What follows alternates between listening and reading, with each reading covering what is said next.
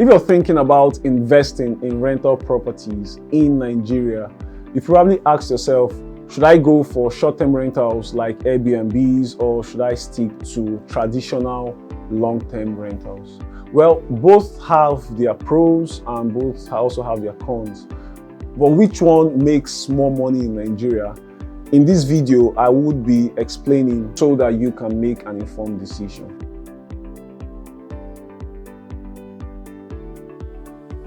First, let's understand the both model. Shortlets, or short-term rentals as it's properly called, is a furnished apartment rented out for a few nights to a few months.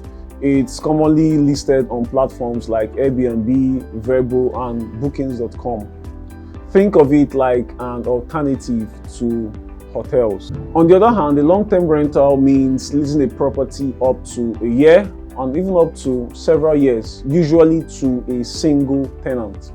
They pay a fixed amount of rent and you don't even have to worry about vacancy every other week. So what this means is that once you give out your property, once you rent out your property to a tenant for a year, you're sure that for that space of 1 year, your property is fully occupied. Now that you know the difference between a short-term rental and a long-term rental, you may be asking yourself, which model suits me best? You may want to consider the following when making a choice. You can choose a shortlet or a short-term rental if you want higher earnings and can handle management. If your property is also in a prime location with tourists and business traffic, a lot of tourist and business traffic. If you're also willing to handle frequent maintenance and guest turnover, then short-term rental is what you should be going for. You can go for a long-term rental if you want stability and predictable income, if you prefer less work and fewer responsibilities, and if your property isn't in a high-demand area for tourists or business travelers. Now, the question is, what's the best option for me? The answer to that question is very simple. The best option depends on your goal. What are you trying to achieve with your property?